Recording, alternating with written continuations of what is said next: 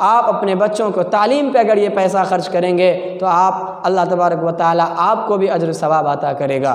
اور یہ بھی چیز قابل غور ہے، اگر کوئی اپنے بچوں کو پڑھاتا ہے، لڑکوں کو پڑھاتا ہے تو ایک خاندان کو پڑھاتا ہے، لیکن اگر کوئی اپنی بچی کو پڑھاتا ہے گویا دو خاندان کو پڑھاتا ہے، ایک نسل کو پڑھاتا ہے۔ اس لیے بچیوں کو بھی تعلیم یافتہ ہونا ضروری ہے۔ پردے کی آڑ میں، شریعت کے دائرے میں اپنے بچیوں کو بھی تعلیم دلائیے، اسلام منع نہیں کرتا آپ اپنے بچوں کو تعلیم نہ دلائیں، پردے کی آڑ میں دلائیے تعلیم۔ اگر اللہ نے ہر دور کے اندر برائی کی مٹانے کے لیے ہر دور کے اندر اپنے نبی کو، اپنے اوتار کو بھیجا، لیکن مسلمانوں اگرچہ وہ زمانہ نہیں ہے لیکن رب نے وہ فن، وہ ہنر چھوڑ دیا ہے، کس چیز کا؟ تعلیم کا۔ اس لیے تعلیم کے میدان میں آگے آؤ۔ ابھی دیکھیے ہاشم کورہ میرٹھ کے اندر 30 سال کا زمانہ گزر گیا، وہاں کے 42 مسلمانوں کو سامنے رکھ کر قیمہ بنا دیا گیا، لیکن آج تک ان کو انصاف نہیں ملا۔ کیوں؟ کیونکہ آج تک وہاں کوئی ایسا لیڈر نہیں ہے جو ان ظالموں کا آنکھوں میں آنکھیں ڈال کر بات کر سکے، جو یہ نہیں جانتا کہ محمد الرسول اللہ نے ان ظالموں کا کھڑے ہو کر دشمنوں کا کس انداز میں مقابلہ کیا ہے۔ محمد الرسول اللہ سے محبت کرنے والے محمد سے محبت کریں گے، کسی بھی ظالم طاقتور بادشاہ سے نہیں ڈریں گے۔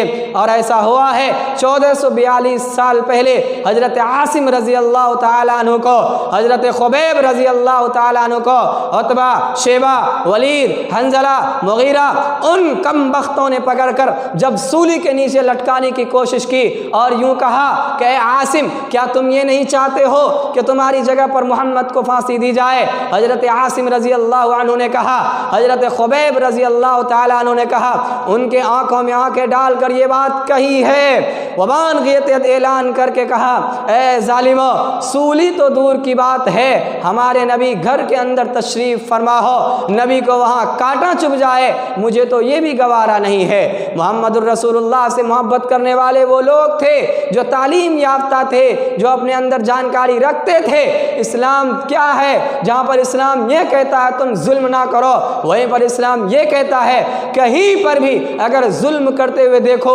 ان کے ہاتھوں کو پکڑ دو، ان کے ہاتھوں کو توڑ دو۔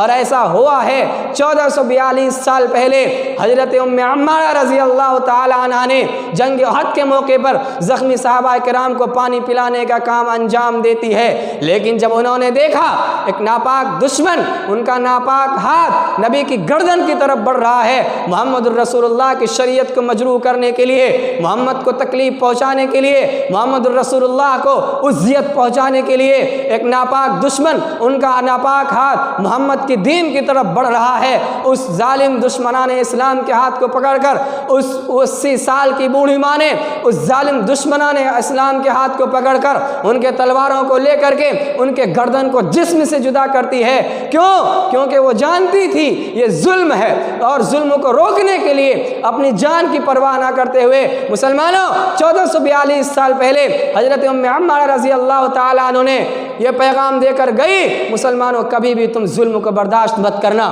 اسلام دھرم پر، اسلام کی عدالت کو اگر کوئی مجروح کرنے کی کوشش کرے ان کے ہاتھوں کو پکڑ لینا، ان کے بازوؤں کو توڑ دینا، ان کی آنکھوں کو پھوڑ دینا۔ لیکن آج مسلمان قوم تو جاہل ہے، پوری دنیا کے اندر مسلمانوں کو گاجر مولی کی طرح کاٹا جا رہا ہے۔ آپ کے یہاں آسام کے اندر معصوم بچوں کو کاٹ کے اندر معصوم بچوں کو گاجر مولی کی طرح کاٹ کر انہیں ٹرک کے اندر ٹرانسفر کر دیا گیا، اور فلسطین کے اندر قرآن کریم کے اوراق میں خنزیر کا گوشت ڈال کر کے مسجد کے اندر پھینکا گیا۔